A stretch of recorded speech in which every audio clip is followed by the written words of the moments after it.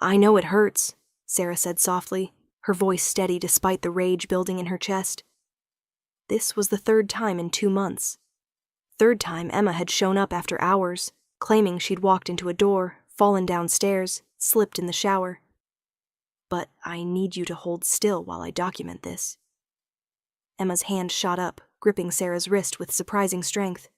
No pictures, please. Emma. Sarah set down the ice pack and met her patient's frightened gaze. I'm your doctor. These photos are for your medical file. That's all, just in case you ever need them. The younger woman's lip trembled. At 26, she should have been glowing with youth and possibility. Instead, purple bruises bloomed across her porcelain skin like poisonous flowers. Her left eye was swollen nearly shut. And Sarah had already confirmed 2 cracked ribs during the examination. He'll know, Emma whispered. Marcus always knows everything. He won't know, I promise. Sarah squeezed Emma's hand gently. But you deserve to have evidence. You deserve to have options. After a long moment, Emma nodded, and Sarah reached for her camera. What Sarah didn't know, what she couldn't have known, was that Marcus Hartley's paranoia ran deeper than either woman imagined. The small tracking device he'd hidden in Emma's purse would lead him straight to Dr. Mitchell's office within the hour, and what Sarah definitely didn't know was that the man who owned the building, who owned half the buildings in downtown Chicago, had been looking for a reason to visit the beautiful doctor who rented space on the 4th floor. Adrian Volkov didn't believe in coincidences. When his head of security, Nikolai, knocked on his office door at 9:30 that evening, with a tablet in hand, Adrian was reviewing acquisition contracts. He looked up with the expression that made lesser men stammer. Cold blue eyes that seemed to see through flesh and bone, angular features that belonged on a Roman statue, and the kind of controlled stillness that promised violence. Boss, you need to see this. Adrian took the tablet. The security footage showed a man, late 30s, expensive suit, the kind of soft hands that had never done real work, walking through the 4th floor hallway. Marcus Hartley. Adrian knew him by reputation. Trust fund baby, 3rd-generation money, the type who thought his last name meant he could do whatever he wanted. He's been circling Dr. Mitchell's office for 20 minutes, Nikolai continued. Building's closed. She's alone up there with a patient. Adrian was already standing, buttoning his suit jacket with deliberate precision. Get the car. You want backup? No. The word was final. Adrian had built his empire on knowing when to delegate and when to handle matters personally. Something about this situation made his instincts scream. Maybe it was the way Hartley kept checking his phone, rage evident in every jerky movement. Maybe it was because Adrian had noticed Dr. Sarah Mitchell 3 months ago, when she'd moved into the building, had found himself watching the security feeds more than he should, had memorized her schedule like a teenager with a crush. He'd built his reputation on being ruthless, on making the hard choices that kept his family's organization running smoothly. But he'd also built it on protecting what was his. And whether Sarah Mitchell knew it or not, she'd become his the moment she'd smiled at the doorman and said, please, when most people in this building issued commands. The elevator ride to the 4th floor took 37 seconds. Adrian knew because he counted them, using the time to slip into the cold, calculating mindset that had kept him alive in a world where showing weakness meant death. The hallway was empty when he emerged, silent except for the muffled sound of voices behind Dr. Mitchell's door. One voice rising, angry, male. The other trying to stay calm, professional. But Adrian could hear the tremor underneath. He moved like a shadow, reaching the door just as Marcus Hartley's voice cut through. You think you can help her? You think some pictures in a file are going to save her from me? Adrian didn't knock. He simply turned the handle. These old buildings had locks he could pick in his sleep, and stepped inside. The scene that greeted him made something dark and primal unfurl in his chest. Sarah Mitchell stood in front of a young blonde woman who was huddled on an exam table, her arms wrapped protectively around herself. Sarah's brown hair was coming loose from its professional bun. Her white coat was askew, and she held a phone in one hand like a weapon. But it was her eyes that caught Adrian. Warm brown eyes that blazed with defiance even as her free hand shook. Marcus Hartley had his back to the door, his fist raised. "That's close enough," Adrian said quietly. The temperature in the room seemed to drop 10 degrees. Marcus spun around, his face flushed with anger that drained away the moment he registered who stood in the doorway. "Mr. Volkov." Marcus's voice cracked on the name. "This is a private matter. Family business." Adrian let his gaze drift past Marcus to the woman on the exam table. She was crying silently, fresh blood trickling from her split lip. Then he looked at Sarah, really looked at her, and saw something he recognized. The kind of courage that came from choosing to stand up even when every survival instinct screamed to run. "In my building," Adrian said, each word precisely measured. "Nothing is private. Dr. Mitchell pays rent. That makes her business my business." He took one step forward, just one. But Marcus stumbled backward like he'd been shoved. "And you're trespassing! My wife is here. I have every right." "Your wife?" Adrian glanced at Emma again, taking in the bruises, the terror. "She's a patient receiving medical care. You have no rights here." He pulled his phone from his pocket with his left hand, keeping his right free. In his world, you never knew when you'd need to reach for the gun at your hip. "You have 2 choices, Marcus. You can leave now, quietly, or I can have my associates escort you out, and we both know that wouldn't be quiet at all." The threat hung in the air, unspoken, but perfectly clear. Everyone in Chicago knew what Adrian Volkov's associates were capable of. The Volkov family had controlled the city's underground for 3 generations through a combination of legitimate business fronts and activities the authorities could never quite prove. Marcus's jaw clenched, his hands balled into fists. For a moment, Adrian thought he might be stupid enough to try something. Almost hoped he would. But then Marcus's gaze slid to Sarah, pure venom in his eyes. "This isn't over." "Actually," Adrian said, his voice dropping to a register that made grown men confess their sins, "it is. If you come near this building again, if you come near Dr. Mitchell or your wife again, there won't be a conversation. There will just be consequences. Do we understand each other?" Marcus went pale. He nodded once, jerky and furious, and then fled like the coward he was. The silence he left behind felt fragile, like glass about to shatter. Sarah's phone clattered to the counter as her hands started shaking in earnest. The adrenaline was wearing off, Adrian realized, and shock was setting in. He'd seen it 100 times. "Emma," Sarah said, her voice rough, "we need to get you somewhere safe. I have a friend who runs a shelter." "No." Emma shook her head violently, wincing at the pain the movement caused. "No shelters. He'll find me. He always finds me." "She's right," Adrian said, drawing both women's attention. "Marcus Hartley has money and connections. A public shelter would be the first place he'd look." He studied Emma for a moment, calculating. "I have a property on the north side. Private, secure. You can stay there as long as you need." Sarah stepped forward, positioning herself between Adrian and her patient in a gesture that would have been laughable if it wasn't so admirable. She barely came up to his shoulder, and he could break her without effort. But she stared up at him with those warm brown eyes gone cold with suspicion. "Why would you help us?" "Why wouldn't I?" "Because men like you don't do favors without expecting something in return." Adrian felt his lips curve into something that wasn't quite a smile. Interesting. Most people couldn't meet his eyes, let alone challenge him. "Men like me? You're Adrian Volkov." She said his name like an accusation. "I read the news. I know who you are, what you are." "Then you know I keep my word." He pulled a card from his inner pocket, held it out. When she didn't take it, he set it on the counter. "The address is on the back. Security code is 0417. There's food, clean clothes, medical supplies. Emma will be safe there while we figure out a more permanent solution." "We?" Sarah crossed her arms. "There's no we. I'm her doctor. I'll handle this. Like you were handling it when Marcus was about to put his fist through your face. Her cheeks flushed, anger sparking in her eyes, and Adrian felt that dark thing in his chest unfurl a little more.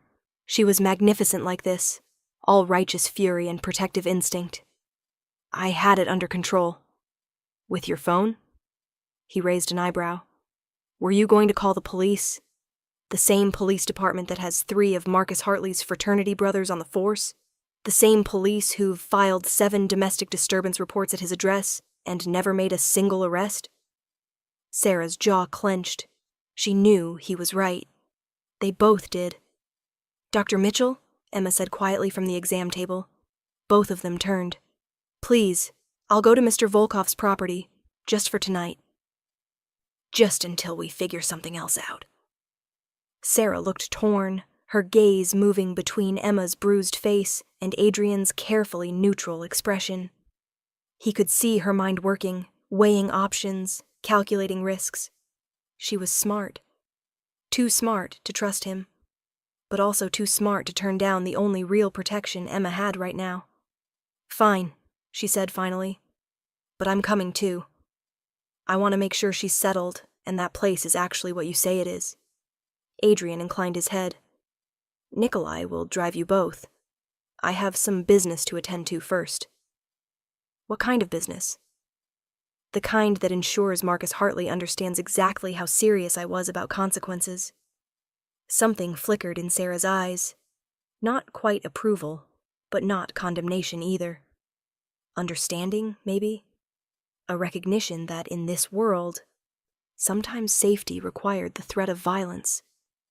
Don't hurt him, she said quietly. I won't be responsible for that. I'm not asking you to be responsible for anything, Dr. Mitchell. Adrian moved toward the door, paused. But Marcus made a choice when he raised his hand to his wife.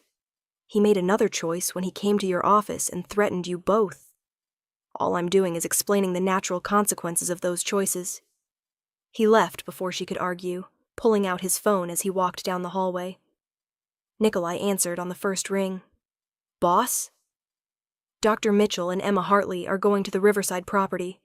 I want 2 guards posted outside, 2 more on the perimeter. Nobody gets within 100 yards without my authorization. Understood. What about Marcus Hartley? Adrian stepped into the elevator, watched the doors close. His reflection stared back at him from the polished metal, cold, controlled, the face he showed the world. Find him, have a conversation, make it memorable. How memorable? He should wake up in a hospital, nothing permanent, but enough that he'll think twice before raising his hand to anyone again. And Nikolai, make sure it's clear this is just a warning. The next time won't be. Consider it done. Adrian ended the call and allowed himself a moment to feel the rage he'd been suppressing since he'd walked into that exam room. Men who hurt women were a particular breed of coward he had no patience for. In his world, there were rules, codes. You didn't touch civilians unless they made themselves targets. You didn't hurt women or children. You handled your business with honor, or you didn't handle it at all. Marcus Hartley had violated every rule that mattered. The drive to Adrian's office took 15 minutes. He spent them thinking about Sarah Mitchell, the way she'd stood her ground despite her fear, the protective fury in her eyes when she'd positioned herself in front of her patient, the intelligence sharp enough to know exactly who and what he was. She was dangerous. Not in the way his enemies were dangerous, with guns and ambitions and vendettas, but dangerous to the careful control he maintained over every aspect of his life. Because when he'd seen her shaking but defiant, something had shifted in his chest. Something that felt uncomfortably like the beginnings of obsession. Adrian didn't do obsession. He did careful planning and strategic thinking and relationships that served a purpose.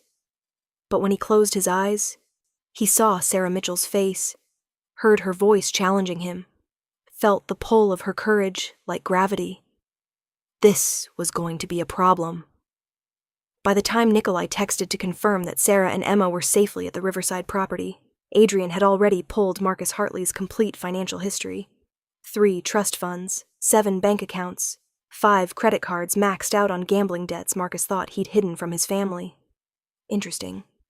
The Hartley family patriarch, William Hartley, was old money and old connections. Untouchable through conventional means. But Marcus was the weak link, spoiled, entitled, living off family money, while making enemies faster than he made friends. Adrian made 3 phone calls. The first was to a judge who owed him a favor. "I need a restraining order, temporary, then permanent, Marcus Hartley. Restrained from approaching Emma Hartley, Dr. Sarah Mitchell, or the medical building on 5th and Main." The second call was to his lawyer. "Draft divorce papers for Emma Hartley. Grounds are abuse, documented by medical photographs. I want her protected. No alimony payments to Marcus. Full separation of assets. Everything she brought to the marriage returned." The third call was to a business associate who ran a private investigation firm. "Marcus Hartley, I want everything. Every dirty secret, every debt, every skeleton. If he jaywalked in 3rd grade, I want to know about it." Then Adrian sat back in his chair and steepled his fingers, thinking. Marcus wouldn't let this go easily. Men like him never did. They viewed their wives as property, extensions of their own ego. Emma leaving would be a blow to his pride, and pride made men stupid, dangerous, which meant Sarah was now in danger too. The thought made something cold and lethal settle in Adrian's gut. He'd meant what he said. In his building, under his protection, she was his responsibility. But it was more than that now. The moment she'd stood between Emma and Marcus, she'd proven herself brave. The moment she'd challenged Adrian himself, she'd proven herself fearless.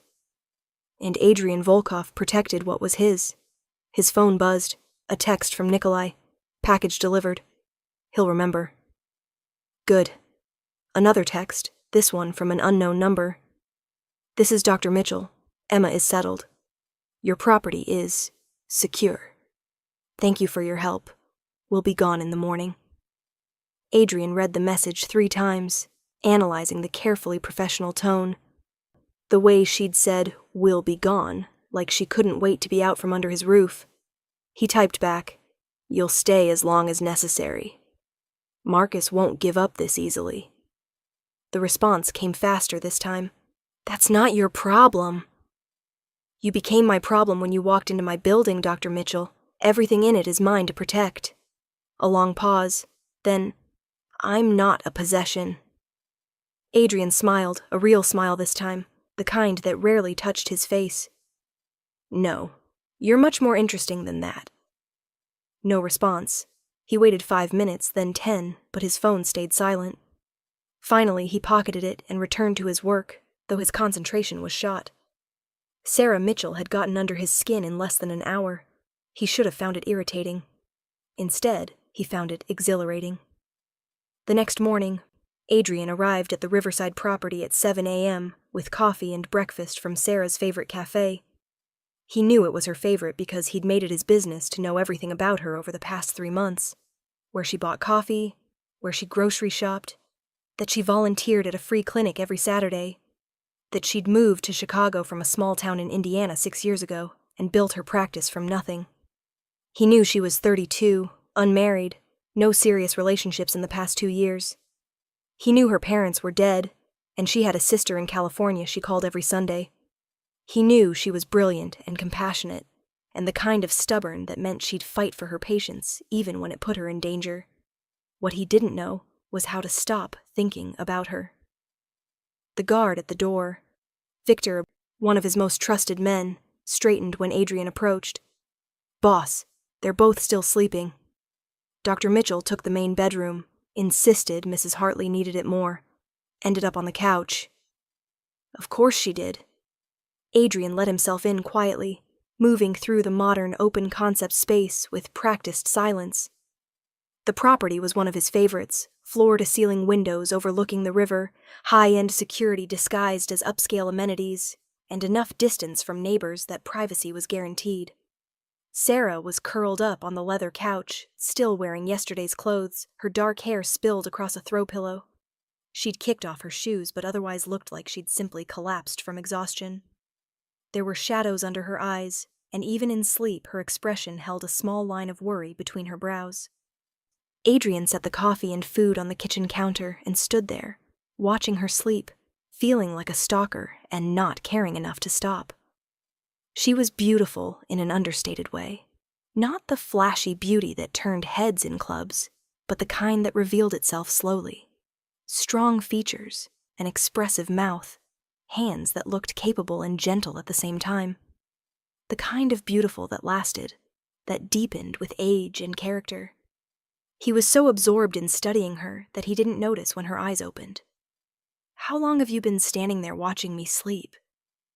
Her voice was rough with sleep and accusation. "Not long." Adrian moved to the kitchen, poured coffee into 2 mugs with the ease of someone comfortable in any space he occupied. "Cream and 2 sugars, correct?" Sarah sat up slowly, pushing her hair back from her face. "How do you know how I take my coffee?" "I make it my business to know things." He brought the mug to her, watched her hands wrap around it like she needed the warmth. "How's Emma?" "Sleeping. Finally." Sarah took a sip, closed her eyes briefly in appreciation.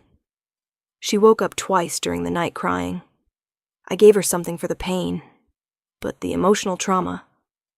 She trailed off, opened her eyes, and fixed him with a hard stare. "What did you do to Marcus?" "I had a conversation with him about appropriate behavior. That's not an answer." "It's the only answer you're getting." Adrian sat down in the chair across from her, maintaining careful distance. "Marcus Hartley is in the hospital with 3 broken ribs, a fractured jaw, and a concussion. He's telling the police he was mugged. He won't be bothering Emma or you again." Sarah's face went pale. "You said you wouldn't hurt him." "No, you said not to hurt him, and I said I wasn't asking you to be responsible. There's a difference." Adrian kept his voice calm, rational. "He beat his wife. He threatened you. He made choices that had consequences. That's not on you, doctor. That's on him." "I can't." She set down the coffee with shaking hands. "I can't be part of this. Violence as a solution to violence? That's not who I am. I know who you are." Adrian leaned forward, elbows on his knees, holding her gaze. "You're a woman who treats patients who can't pay, who works late because you can't turn anyone away, who stands between abusers and victims even when you're terrified. I know exactly who you are, Sarah Mitchell." The use of her first name made her flinch. "You don't know anything about me. I know you moved to Chicago with $8,000 in savings and student loans that would crush most people. I know you could work at any prestigious hospital in the city, but choose to run a small practice because it lets you actually help people.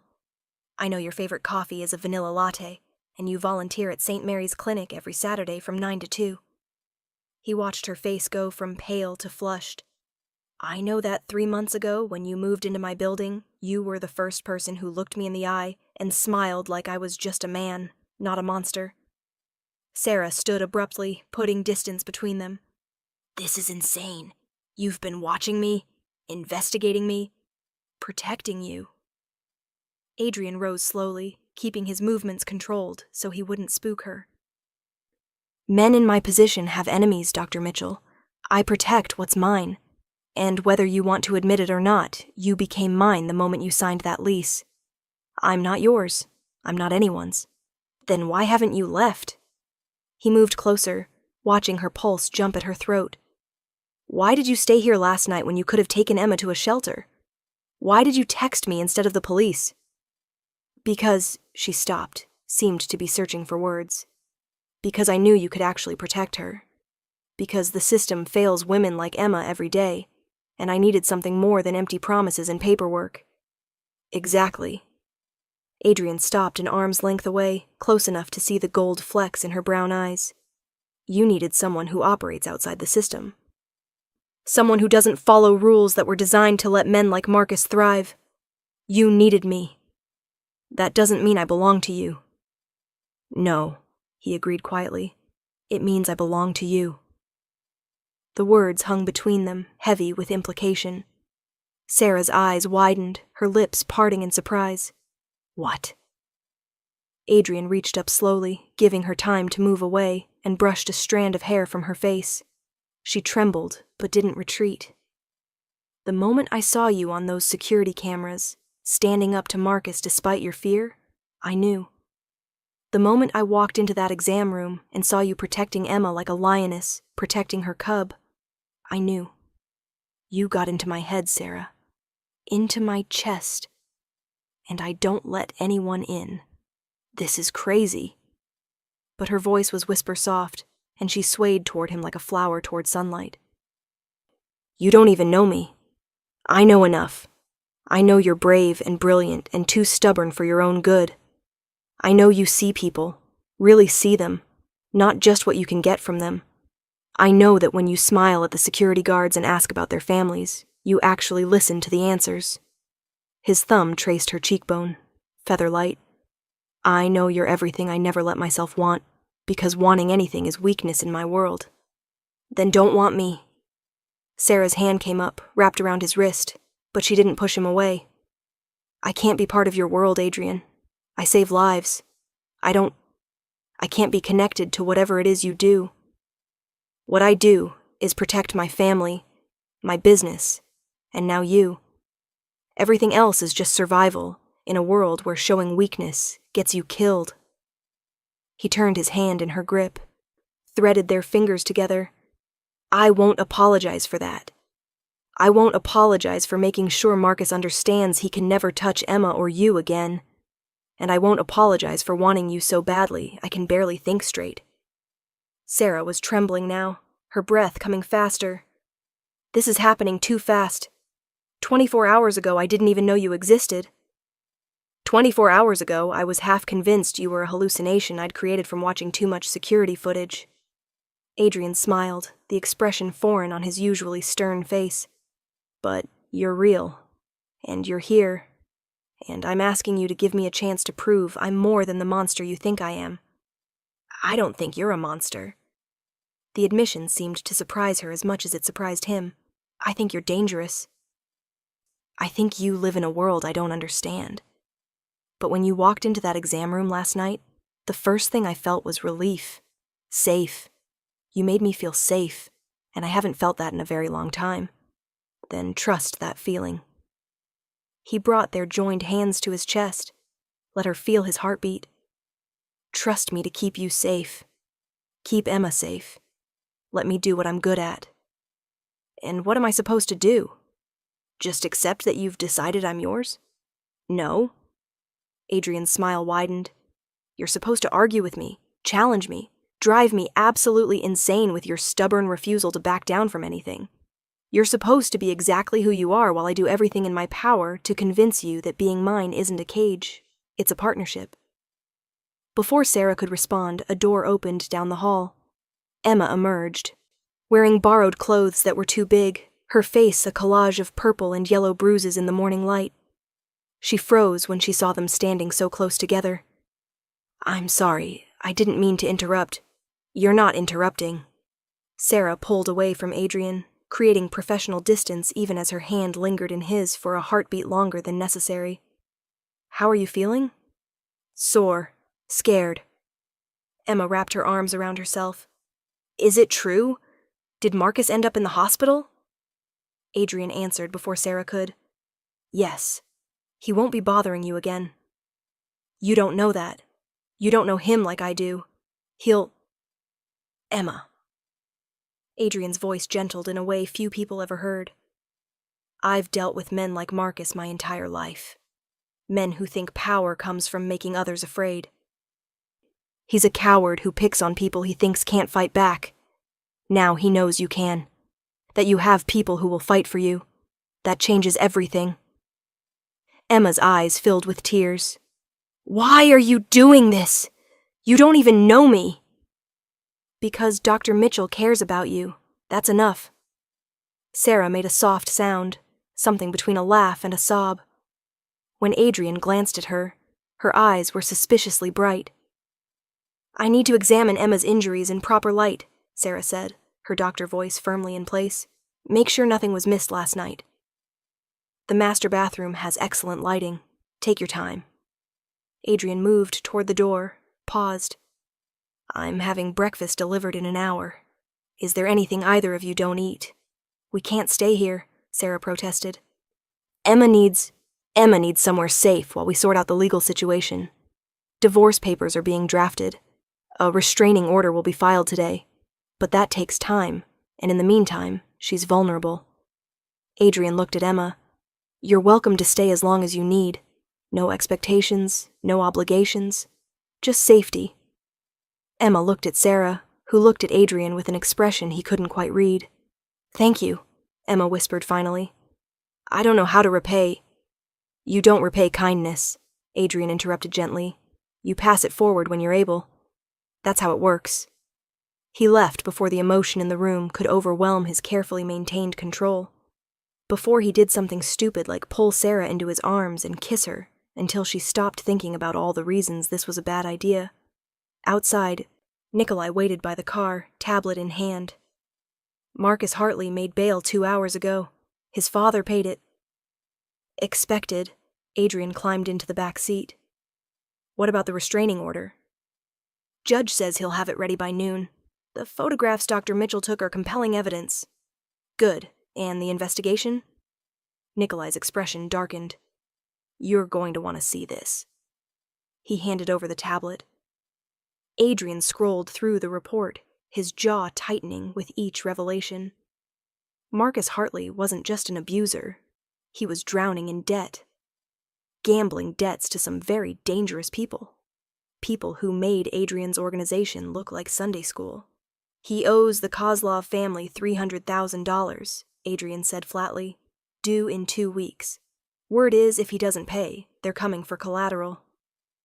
His wife was the collateral. Ice flooded Adrian's veins. The Kozlov family were Russian mobsters who made their money through human trafficking, drugs, and worse. They had no honor, no code, no lines they wouldn't cross. He was going to sell Emma to cover his debts. That's my read on the situation, yes. Adrian's hands clenched around the tablet hard enough to make the screen crack. Get me a meeting with Dmitry Kozlov, today. I'll pay Marcus's debt in exchange for them backing off permanently. Boss, the Kozlovs aren't reasonable. I'm not asking them to be reasonable. I'm telling them that Emma Hartley is under my protection, and anyone who touches her touches me. Dmitry is smart enough to know he doesn't want that war. Nikolai nodded slowly. I'll set it up. What about Marcus? Marcus is about to discover that being beaten up was the gentle warning. If he doesn't sign those divorce papers immediately and disappear from Chicago, I'll hand him over to Dmitry personally. Let him deal with his own debts. Understood. And Dr. Mitchell? Adrian looked out the window toward the property, where Sarah was no doubt examining Emma, cataloging injuries, being the healer she was born to be. Dr. Mitchell is mine to protect. Make sure the entire organization knows it. Anyone who threatens her answers to me directly. The meeting with Dmitry Kozlov took place in a warehouse on the south side, the kind of location that screamed illegal activity happening here. Adrian arrived with Nikolai and 2 other guards, while Dmitry brought half an army. Dmitry himself was a bull of a man, 6'5", covered in prison tattoos, with dead eyes that had seen too much darkness to ever find light again. He smiled when Adrian walked in, showing gold teeth. Adrian Volkov, to what do I owe this honor? Marcus Hartley owes you money. 300,000, yes, plus interest, plus fees for making me wait. Dmitry's smile widened. But I'm a patient man. His wife is very beautiful. She'll earn it back in a year, maybe 2. Adrian felt the rage trying to claw its way up his throat and pushed it down with iron control. Marcus's wife is under my protection. You touch her, you touch me. We clear? Dmitry's smile faded. The Volkov family has no claim on her. I'm making a claim now. I'll pay Marcus's debt, 300,000 plus 50, for the inconvenience of this meeting. In exchange, you forget Emma Hartley exists. And if I say no? Then you and I have a problem, Dmitry. The kind of problem that gets messy and expensive for both of us. The kind that makes our mutual business associates very nervous. Adrian let the threat hang in the air. Or you can take the money, walk away clean, and we go back to our peaceful coexistence. Your choice." Dmitri studied him for a long moment. "This woman must be very special for you to pay another man's debts. She's under my protection, that's all you need to know. Not the wife, the doctor." Dmitri's eyes gleamed with malicious amusement. "I've heard rumors. The beautiful Dr. Mitchell who treats anyone who walks through her door. Some say she treated one of my men last month, didn't ask questions when he came in with a bullet wound." Adrian's blood went cold. "Your point?" "My point is, you're not doing this for Marcus Hartley's wife. You're doing it for the doctor who's protecting her. Which means Dr. Mitchell is important to you. Very important. Take the money or don't, Dmitri. But if you even think about using Sarah Mitchell to get to me, I will burn your entire operation to the ground and salt the earth where it stood. Do we understand each other?" The warehouse went silent. Dmitri's men shifted nervously. Everyone knew Adrian Volkov didn't make empty threats. Finally, Dmitri laughed, a booming sound that echoed off the metal walls. "I like you, Adrian. You have balls. 350,000, and Emma Hartley is forgotten. You have my word." "Your word means nothing. I want it in writing, signed in blood if necessary. That the Kozlov family has no claim on Emma Hartley, or anyone associated with her. Done." Dmitri extended his hand. "But Adrian, when the doctor breaks your heart, and she will, women like that always do, don't come crying to me." Adrian shook his hand, feeling like he was making a deal with the devil. Maybe he was, but if it kept Sarah and Emma safe, he'd shake hands with hell itself. The money transferred within the hour. The contract was signed. Adrian had Nikolai deliver a copy to his lawyers with instructions to keep it somewhere very safe. Then he went back to the Riverside property. Sarah was in the kitchen, cooking something that smelled amazing. She'd changed clothes, borrowed something from the closet he kept stocked for emergencies, and her hair was pulled back in a ponytail. She looked domestic and beautiful, and completely wrong for him in every way that mattered. He wanted her anyway. "You're back," she said without turning around. "Emma's sleeping again. The pain medication knocked her out." "Good. She needs rest." Adrian moved to the counter, watching Sarah's efficient movements as she chopped vegetables. "I paid Marcus's gambling debts today." That made her pause. "What?" "He owed money to some very bad people. People who were planning to take Emma as collateral. I paid his debts and made sure they understood she's under my protection." Sarah set down the knife carefully, turned to face him. "How much?" $350,000. "Adrian," her voice cracked. "That's insane. You can't just—" "I can. I did. It's done." He moved closer, watched her process the information. "Emma is safe now. Marcus will sign the divorce papers, or I'll make his life very difficult. The restraining order is already filed. She can rebuild her life without looking over her shoulder.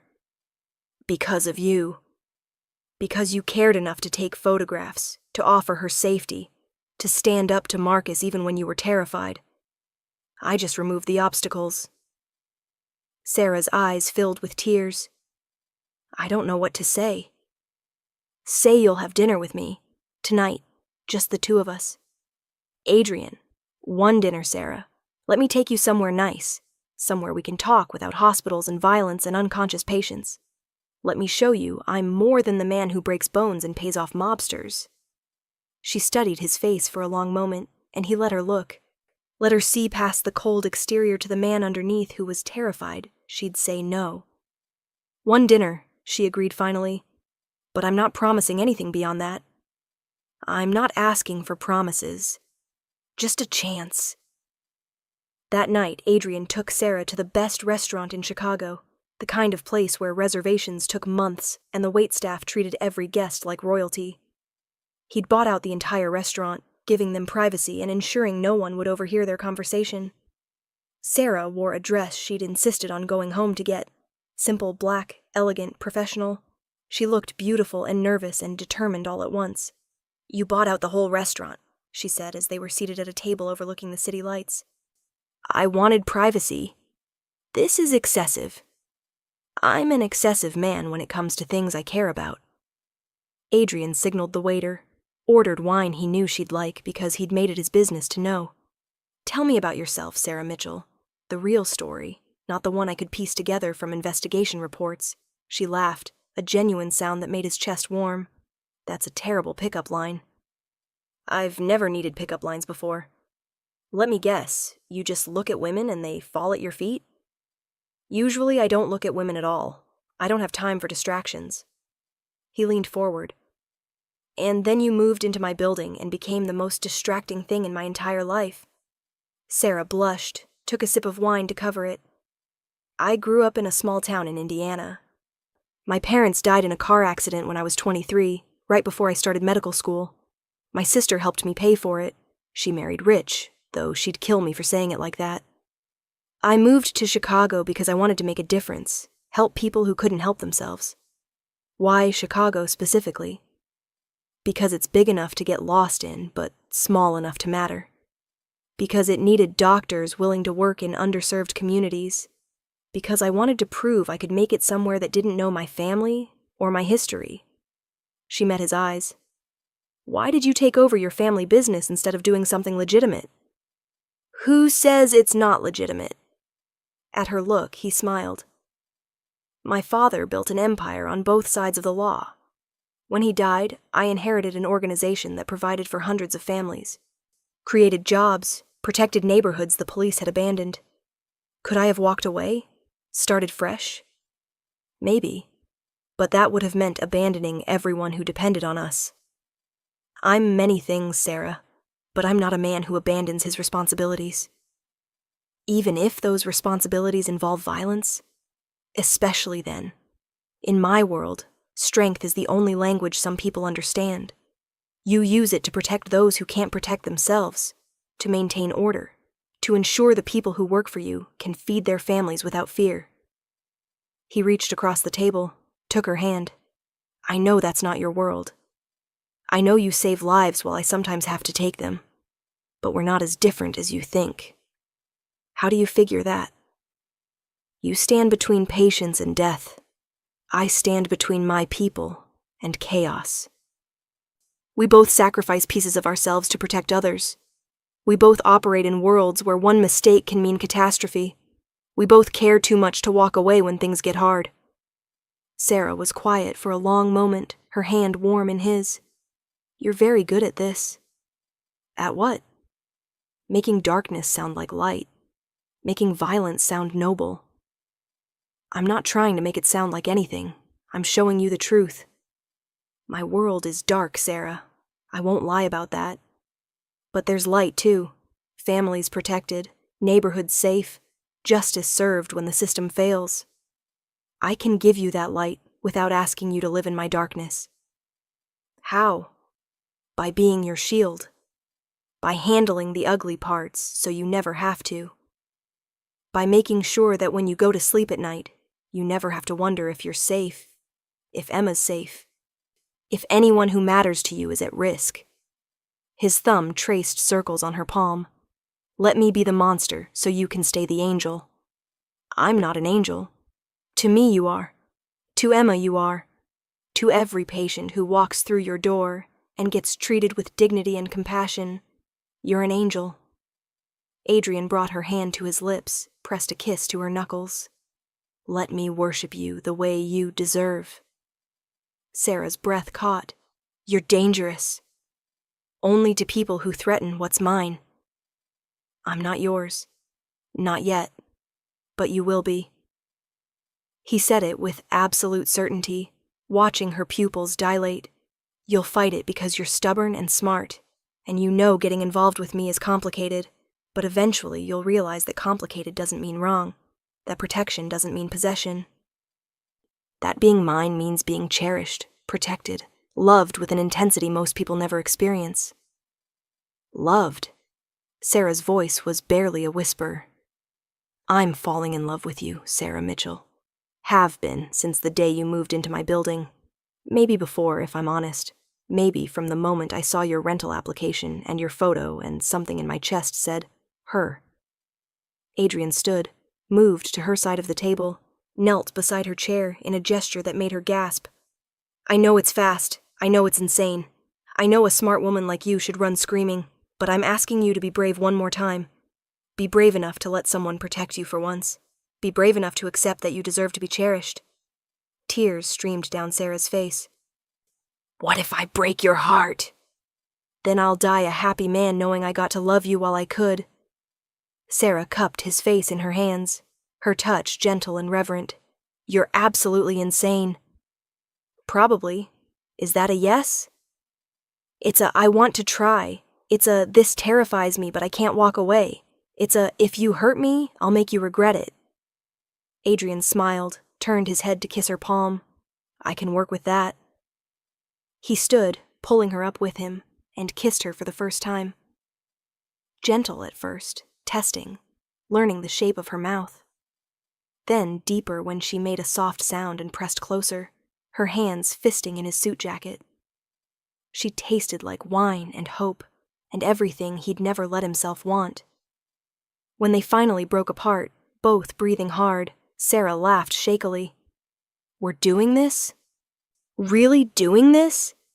Unless you want to stop. I should want to stop. This is crazy and fast and... Perfect, Adrian finished. It's perfect. You're perfect.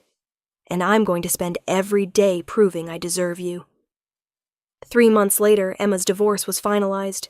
She'd started therapy, enrolled in college courses, and moved into her own apartment, still in one of Adrian's buildings, still under his protection, but independent and healing.